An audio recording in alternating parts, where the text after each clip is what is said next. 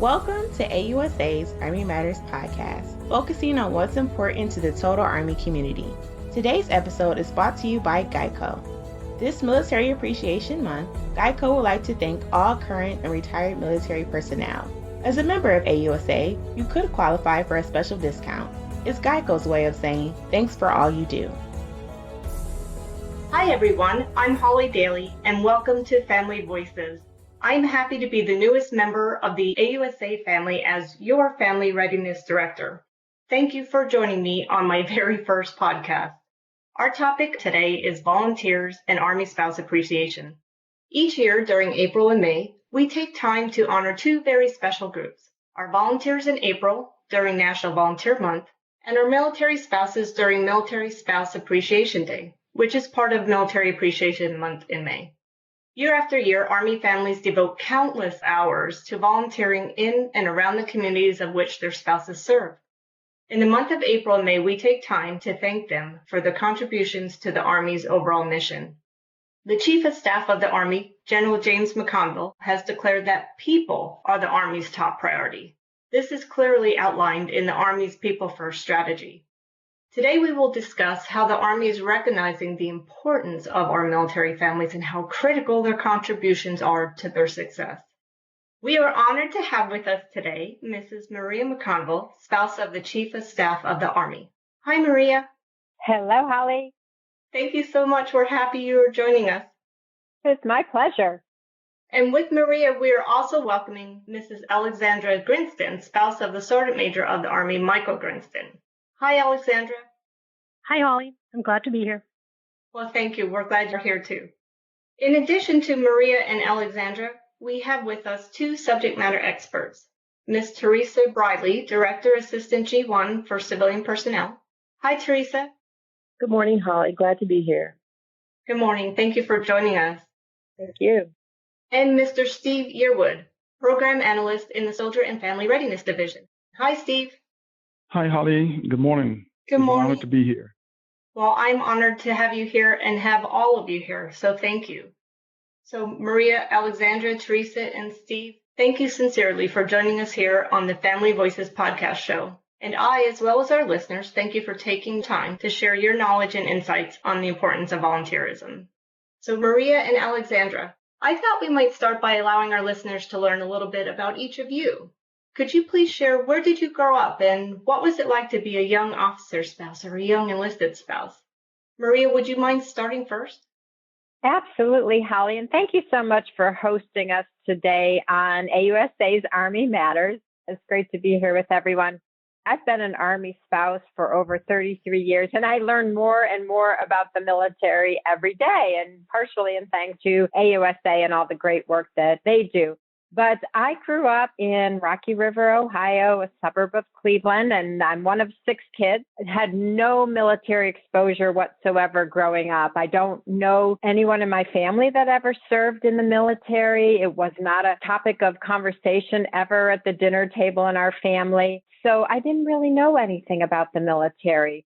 When I went to college, I was fortunate enough that my father paid for me to go to college. But being the second oldest of 6 kids, he said, after that 4 years, you're on your own. I still needed to do an internship when I graduated, and I didn't want to have to take out loans to do my dietetic internship. So I applied for the Army's internship program and got accepted. And a couple months after graduation, went off to Brooke Army Medical Center in San Antonio, Texas, where I did my year-long internship. Then I got stationed out at Fort Ord in Monterey, California, which is no longer a viable Army installation, but it was a great assignment. And that's where I met my husband, Jimmy. He was a captain at the time. I was a lieutenant. And so when we got married, I went into the reserves. I was no longer on active duty. So, people would say, well, you were in the Army. You knew what you were getting into when you married someone in the military. But I do have to say, I served at a time that was pre-war and before the deployments that everybody has been going on in the last 20 years. And being in the medical field, I really didn't know that much about the Army. But I did enjoy moving and all of the new experiences that I had as a young Army spouse. And there were times when I did work and I enjoyed working. There were times when I worked and volunteered and times when I concentrated more on raising our 3 children. During that time, I loved volunteering in the schools. I got to know a little bit more about what went on in the schools. I volunteered with the family readiness groups, with Red Cross and some other agencies. But I will say that over the 33 years of being a spouse, I did find employment difficult at times. And we didn't have the opportunities 30 some years ago that spouses luckily have now. And it was a tough transition going from an active duty soldier to a family member or dependent, as we were known back then. And it's been quite a journey. I can say that every step along the way has been a learning process. It's been a great opportunity to meet new people, learn new places, experience different things in life. About 10 years ago, well, maybe about 12 or 13 years ago now, I went back to school and got my master's degree in public health and then started my own consulting business. So I became an entrepreneur. So like I said, it's been quite a journey. And I feel like being an Army spouse really has given me so many opportunities. We now have 3 grown children who are all active duty Army, as well as our son-in-law. And it's funny to me when I look back now how now one decision that I made to do my internship with the Army because I didn't want to have to take out loans really changed the whole trajectory of my life. And so here I am. Well, we are glad that you went with the Army. That led you to meeting your husband and going from there, as you said, and we're grateful to your whole family for serving. So thank you for sharing your journey, Maria. Alexandra, would you mind sharing where you grew up and what it was like to be a young enlisted spouse? So I grew up in a small town in Germany, and I didn't know anything about the military, and I didn't know what Army life would look like when I got married. Now, our first duty station together was Fort Sill, Oklahoma, and that was quite a culture shock for me. I think it's normal to experience a culture shock when you move to a new country, but I moved to a new country and a new way of living. At that time, my husband was a drill sergeant, and he worked really long hours. I hardly saw him. And I suddenly was a family member, a dependent. I lived in a new place that was very foreign to me. I didn't have any friends in the beginning, and I didn't have a job. But fortunately, other spouses reached out to me and welcomed me as a new spouse. They introduced me to the family readiness group, and they told me about volunteering for different organizations. And the spouses that I met at Fort Sill made it very easy for me to feel at home. After Fort Sill, we moved 11 more times within the United States, but also to Germany and to Italy. And at each duty location, I found that military spouses are very welcoming and that there was always an opportunity for me to get involved in one way or the other. And I think through that involvement, I learned a lot about the military and life as an Army spouse.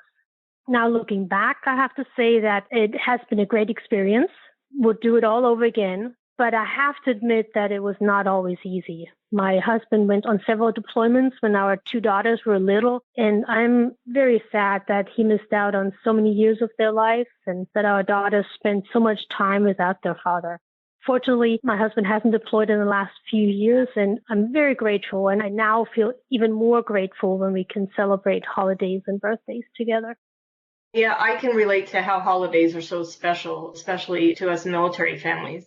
So thank you, Alexandra. We appreciate you sharing your journey with us and sharing how the spouses and the FRG helped you through their kindness and volunteer efforts.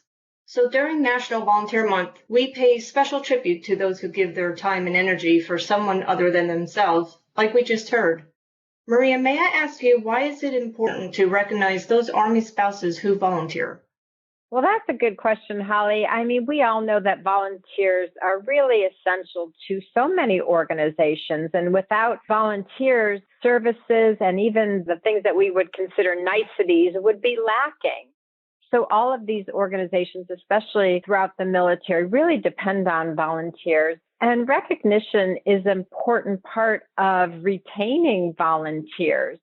When volunteers feel appreciated and valued, then they're more likely to continue their volunteer involvement. And then, of course, when others see volunteers being recognized, it encourages other people to volunteer as well. And I think it just really kind of highlights the amount of work that people put in as volunteers and all of the things that couldn't happen if we didn't have volunteers to be there really on a daily basis.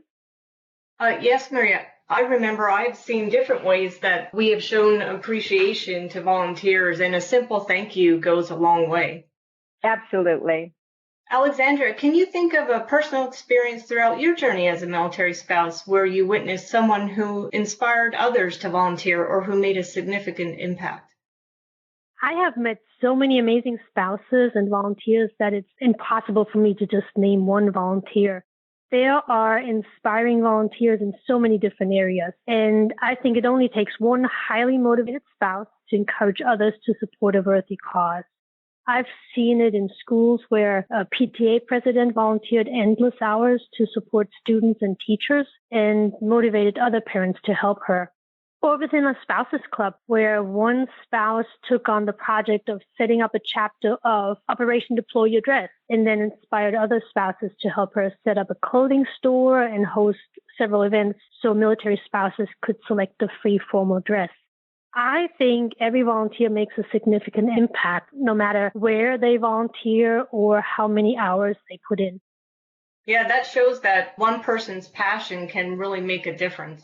So Maria and Alexandra, both of you have spent years volunteering your time in many places throughout the country and world as you accompanied your husbands during their service. On top of it, both of you have worked. Why do you feel it is important to volunteer, and how did you make the time? Maria?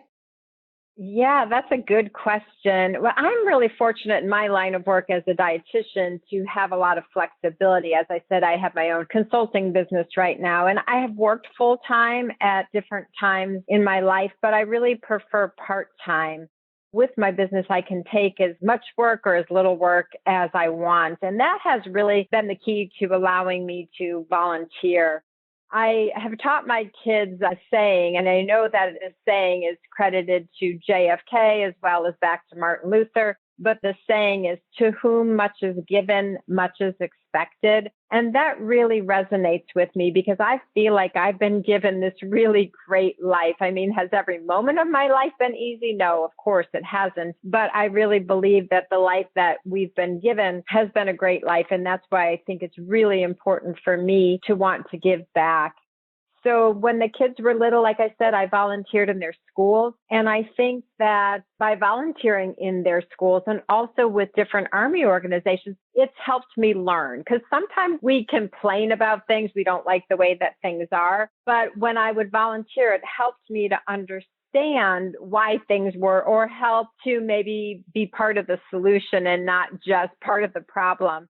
And so then outside of the Army, I have volunteered over years with different dietitians organizations, and I do mentor young up and coming dietitians and have served on various committees within different dietitians groups. And I really enjoy that because it's something very different from the Army, but it's something that I'm passionate about. And so I like to give back where I can.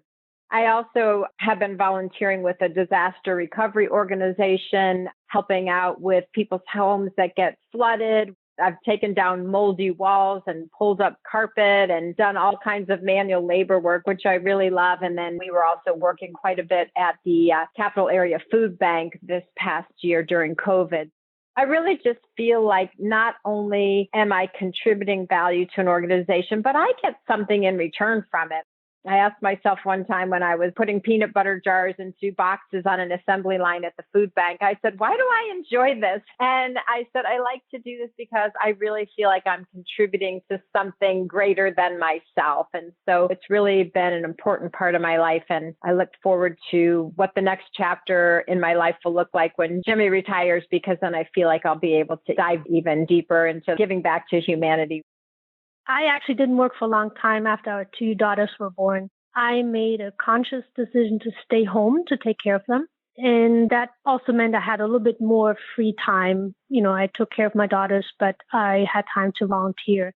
Now, since we moved so many times and my daughters had to attend many different schools, it was always important for me to support the Parent-Teacher Association at that school or any school event that would take place. Overall, I like the flexibility that volunteering offers me. I can support an organization that I value, but I can determine how much time I can dedicate based on my schedule. I also like to volunteer because I always learn something new and I meet new and interesting people. There are so many volunteers that share their great talents that it's just wonderful to be around them and learn from them. Volunteering is also important to me because it helps me meet new people when I move to a new place. And then, of course, it feels rewarding to give back to the community or to support a good cause. Now that I work, volunteering is a lot more challenging. There's less time for me to volunteer, but I try to prioritize, and that seems to work well on most days. Not always, but on most days. Well, thank you both for sharing the importance of volunteering and that you both still fit volunteering into your schedules. I always felt also that no matter where you are in your journey in life, we're always sometimes mentors, but always mentees because we're always learning when we're involved, especially with volunteering. Hey everyone, we hope you're enjoying the show. We'd like to take a moment to thank GEICO for making this episode possible. This Military Appreciation Month, GEICO would like to thank all current and retired military personnel. As a member of AUSA, you could qualify for a special discount. It's GEICO's way of saying, thanks for all you do. Maria, do you mind if I ask you, what advice would you give to a young spouse with regards to volunteering? Wow, that's a good question. One of the things I wish that I had known when I was younger was like how to manage my energy well. And I know sometimes we talk about time management, how do we manage our time? But I really think it comes down to managing our energy because we all have 24 hours in a day. It's just how do we spend that time? If we're spending our time volunteering in organizations because we feel obligated to do something, but we're really not giving any value or we're not gaining any value, but more just kind of there out of obligation or taking up a seat, that's probably not the right volunteer opportunity for us. So I always say to people, if you can not only give value to an organization, but then reap some value in return, that's a win-win situation. And when we volunteer, we can gain a lot of new experiences and new knowledge and understanding about an organization or the way that things are that we may not understand. But one of the really great things about volunteering is it can fill some gaps in a resume. There were certainly times in my life when I chose not to work or working wasn't the right situation or maybe, couldn't find the ideal situation for myself. So I didn't work. And so volunteering for me was much more of an attractive option. And then you can also take the experiences and the knowledge and skills that you've gained in your volunteer experience and apply that to your resume. Oh, yeah, good point, Maria, because I remember after one PCS move, I was going on a job interview. And while I was on the interview, I was being asked why there were so many gaps on my resume. Well, Teresa, this is one of your expertise areas. Would you mind sharing with us about your position and then tell us a little bit more about applying volunteer experience to the resume as Maria was just referring to? Thank you, Holly. I'm the Director of the Assistant G1 for Civilian Personnel. My organization provides personnel policy, guidance, and advice to manage and support civilian personnel programs, including employment policies. So with respect to applying volunteer work to your resume, experience gained through a non-paid volunteer position includes invaluable knowledge, skills, and abilities that can help to provide great credit towards paid employment opportunities. As you build your resume, in particular for federal employment, you need to ensure you provide all the same information you would for a paid position. Be sure to identify your work schedule as a volunteer. This includes how many hours per week you work so that individuals reviewing your resume can determine if the experience you gained as a volunteer can meet the requirements of the position.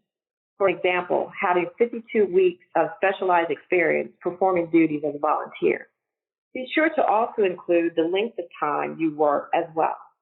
This includes how long you perform certain duties in a specific volunteer position. That could be a 6-month period, it could be a year, etc. Think about tailoring your resume to the position you're applying for. You may have a great deal of volunteer experience in several different career fields, or you may have gained experience in multiple areas of a single career field. Make sure the majority of your volunteer experience, or any experience, in your resume matches the experience required for the position you're applying for. For example, if you have experience providing IT customer support and IT data management, and the position you're applying for requires experience providing customer support, you should provide more details to highlight your experience providing customer support work rather than the data management.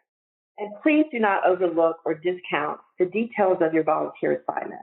You may perform a duty every day as a volunteer that seems sort of routine or that you think would not make a difference for your application. But the more insight and detail concerning the work that you perform provides the insight of your experience and your ability to perform various tasks associated with the position and how your applied knowledge can support the application for that position. HR reviews resumes. They cannot assume you have the knowledge required to perform a task or that you have had experience performing certain critical duties. So even if you are not sure something is important enough to include in your resume, go ahead and include it anyway. Of course, I'm speaking of federal employment resumes where specific details matter to qualifying for certain positions. In some cases, you may also consider soft skills to be identified in your resume, including interpersonal skills, a drive for success, and initiatives that you may have taken with respect to your volunteer work. These efforts can help selecting officials see that you may be the right person for their job. I'm often asked, so what are soft skills? Soft skills include communication, creativity, resolving problems, engaging in teamwork, collaboration, having flexibility in the work, and decision-making are just a few examples. If the job you're performing requires you to use specific programs, tools, or processes, these are also important to include in your resume. You should write out the experience, tasks, and duties you have actually performed to manage the work with the use of any specific tools and software programs. In addition to these tips, I also want to share with you the Military OneSource website, which provides access to spouse education and career opportunities organization. This organization offers access to career coaching in a number of fields, including technology, healthcare, education, and employment with the federal government, just to name a few. This organization also provides assistance with resume building, as well as a great online resource accessible from any location. You can access Military OneSource through Google. I've done it myself a few times and I couldn't remember the website address, and I think that's the easiest way to get there. And hopefully you can connect to Military OneSource. There's lots of great opportunities on that website, and I hope you'll be able to utilize it. Well, great tips, Teresa. Thank you so much for sharing those with us. And I have to say, love Military OneSource. So thank you for sharing that with us. Yes, thank you. So our current pandemic has altered our way of life, and I'm quite sure COVID-19 has had a profound impact on volunteering. Alexandra, can you share some ideas or ways to be creative in volunteering during these times? I think volunteering has become a lot more difficult since March of last year because many organizations have changed their way of conducting business. A lot of in-person events are postponed or canceled and replaced by virtual events. I have been very impressed by the creativity of many volunteers. The Spouses Club here, for example, decided to continue hosting their monthly events and then found creative ways to make them into online gatherings. So they had, for example, a virtual cooking class and luncheon, a Zoom scavenger hunt, a Zoom bingo, a virtual trivia, and much more. And I think it's really neat to see how they are working hard to maintain interaction with their membership and also find new ways to fundraise for scholarships and grants. I think there are many new opportunities to support nonprofit organizations or your soldier and family readiness groups or any other group you belong to. For example, you could sign up for a virtual run, donate food or supplies to a nonprofit organization, foster a pet, participate in a local cleanup day, record messages for people who live in retirement homes, or write thank you cards to healthcare workers, or host online get-togethers for your groups. I want to share one idea that a friend of mine had recently. I think a very unique way of volunteering. She signed up for Be My Eyes, where she assists blind and low vision people through a live video call. There's a lot of neat opportunities out there. We just have to be a little bit more creative. And right now, a lot of the volunteer opportunities are still virtual, but hopefully in the near future, that will change again. Wow, Alexandra, these are amazing ways to volunteers, especially during these times. But that Be My Eyes, that sounds so wonderful. Thanks for sharing that with us. So, Steve, years ago when volunteering, I remember having to submit my volunteer hours each month through my husband's chain of command, and it was a tedious process. You're the expert in this area. Would you kindly tell us about your position and then how we track volunteer hours today? Hey, Holly, absolutely. And thank you for allowing me to be part of this podcast. Today, I want to just kind of talk about my responsibility and how potential volunteers can access the volunteer system and also track volunteer hours. So I'm a program analyst in the Soldier and Family Readiness Division, part of the Family Programs Branch. And one of my responsibilities is the Army Community Service Policy. And I'm pretty sure many of the spouses are aware of Army Community Service. And I'm also the point of contact for the Soldier and Family Readiness Group, and also the lead integrator for the Quality of Life effort number 4, which is spouse employment. That's a number 4 priority for the Chief of Staff of the Army. So before I get to your question, I want to just kind of restate some of the things that have already been said before in regards to volunteering. I volunteered when I was in the service, and when I retired, I continued to volunteer. I still volunteer for a senior citizen housing complex. And by volunteering on there, I use that to get on the board of directors. So now I serve on the board of directors for something I once volunteered for. So the opportunities are there for military spouses. So to your questions about tracking volunteer hours, we've been tracking hours through the Volunteer Information System, or VMIS, as many may have heard that terminology before. And it's been around for, over a decade, but that's the primary tool to track volunteer hours. Remember many years ago, we used to use the forms itself, the manual way of doing things. But now with technology, over the last 10 years plus, that's the system of record we've been using to track volunteer hours. Yes, Steve, I do remember those times of tracking it the older way, so that just shows my seasoned time with volunteering as a military spouse. But first, I want to say, Steve, thank you for your service and thank you for sharing your volunteering with us and your job and what you do now. It's all in my passion area, so we appreciate what you do. It's good that we have a central system of tools to help us track volunteer hours. How did they get access to VMIS?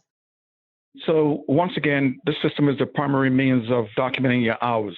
And if you remember some time ago, we used to have VMIS on Army OneSource. But in our early part of the year, Army Community Service transitioned VMIS to this portal. It's called the Army Family Web Portal. So the link for that system is www.armyfamilywebportal.com, all one word. Any volunteer or anyone trying to be a volunteer can go to this website and register. Now, if they had an account before under Army OneSource, they can transition their account from the legacy system to this new system. So when you go into this website, you will see an option once you register to transition your account. That way you don't lose previous record of hours that you have documented. If you don't have an account, you just register as a new user. Yes, and if you don't mind me adding, I can remember putting all my volunteer hours in, and also there used to be a place to put in volunteer certificates or awards that you received. And I remember going back and looking at those and utilizing those when I was updating my resumes each time. Yes, Holly, and those are things that sometimes spouses overlook. There's so much opportunities in regards to volunteering. And also within that same system, anyone that's trying to volunteer can navigate for opportunities. And sometimes you will find that some Army Community Service partner with their local Red Cross on the installation. So there's a lot of opportunities, and any certificate you have received doing training, all those things are beneficial. Also, on the system, there's some help for using the system itself, because again, it's a new system. It looks similar, but again, with any new system, there's always a learning curve to that system. So volunteers or anyone seeking information on this system, when you open up Army Family Web Portal, at the top, you will see Getting Started. So once you select Getting Started, the next window that comes up, you will see VMIS, Volunteer Management Information System. And once you select that, then it gives you a listing of the different training opportunities that are there, as well as a user guide that you can download. And if there are any issues accessing that website or trying to register, use the contact option and contact your local ACS. Great. Thanks for explaining that, Steve. I'm excited to get on there and check it out. So Maria and Alexandra, it was a pleasure to have you with us today, and we hope you will come back to join us again. I'd like to give you the last words. Do you have any final thoughts you would like to provide to our listeners? Maria? Sure. I want to thank everyone who's volunteered to make an impact on the Army and the organizations that support the Army. I know that Spouse Appreciation is celebrated every May, and I want to let our Army spouses know how much I value and cherish you, the Army spouse. And I'm so proud to walk amongst you and call you my friends. And I just encourage you, please keep letting your light shine. And I would like to thank all military spouses and volunteers for everything they do to support their soldiers, their family, their military community, and nonprofit organizations. Well, Maria and Alexandra, thank you both for volunteering and for setting the example for all our spouses to follow. We truly appreciate you both. Thanks, Holly. Thanks again for having us. So our time has come to an end to close this edition of Family Voices podcast. All of us here at the Association of the United States Army want to sincerely and wholeheartedly thank Mrs. McConville, Mrs. Grinston, Ms. Briley, and Mr. Yearwood for joining us today. Thank you for sharing your passion to educate others. To find out more about how to volunteer in your Army community, you can contact your installation's MWR office or Army Community Service Center. All of us at the Association of the United States Army want to express how much we value and appreciate our military spouses. And thank you to everyone who dedicate their time to volunteering in and around our Army communities. We hope you enjoyed today's episode as much as we have, and we welcome your feedback and recommendations for future subjects. Thank you for joining us and have a great day. To all our listeners, thanks for joining us. Be sure to subscribe to the Army Matters podcast on iTunes and everywhere podcasts are found. The Army Matters podcast series is brought to you by the Association of the United States Army, the U.S. Army's professional association, member-supported, Army-connected. Visit us at AUSA.org for more information or to become a member. Your membership helps AUSA continue to carry out its mission to educate, inform, and connect with the total Army, our industry partners, and our supporters of a strong national defense. For questions or to provide topic recommendations, email us at podcast@ausa.org. Have a great Army day. Hua.